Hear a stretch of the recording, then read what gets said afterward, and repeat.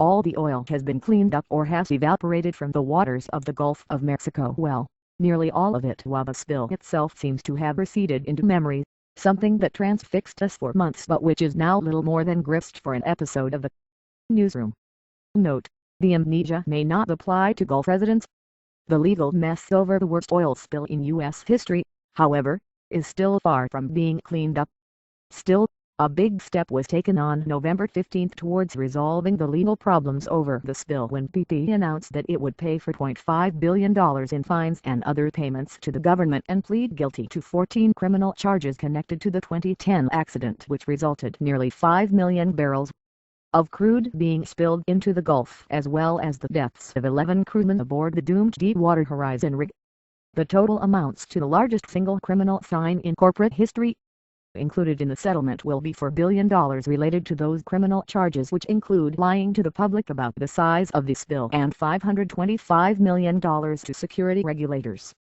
BP will also plead guilty to 11 felony counts of misconduct or neglect related to the deaths of those 11 crewmen. And there will be real criminal charges against real individuals.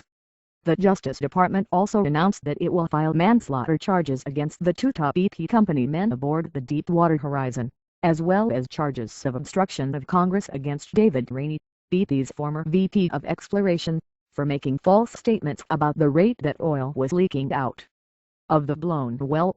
Robert Dudley, BP's chief executive who took over for the much-maligned Tony Hayward, tried to spin the settlement as a step forward for the company, which has seen its share price dragged down by legal uncertainty over the spill.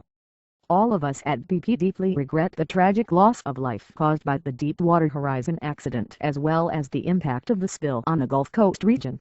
From the outset, we stepped up by responding to the spill, paying legitimate claims and funding restoration efforts in the Gulf. We apologize for our role in the accident, and as today's resolution with the U.S. government further reflects, we have accepted responsibility for our actions. It's true that Thursday's settlement resolves criminal and securities claims against BP, but the company isn't done fighting yet, and may still face billions more in federal civil claims and environmental damages.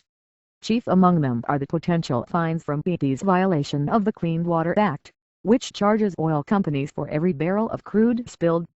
How much BP could end up paying will depend on how negligent the company is found to have been during the spill.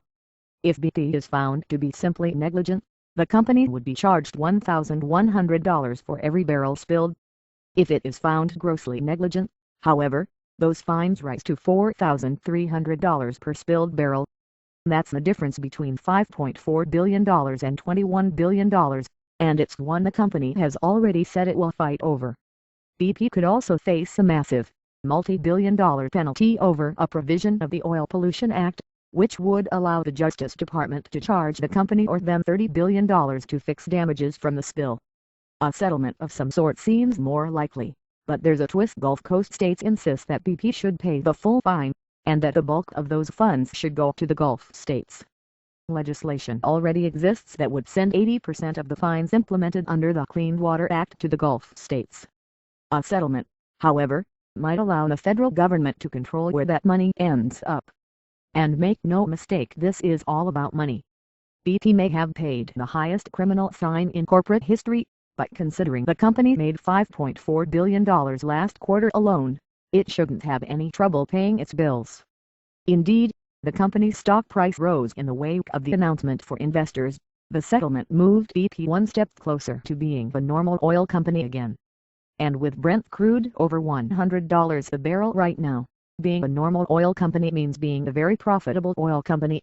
That's not justice, that's just economics.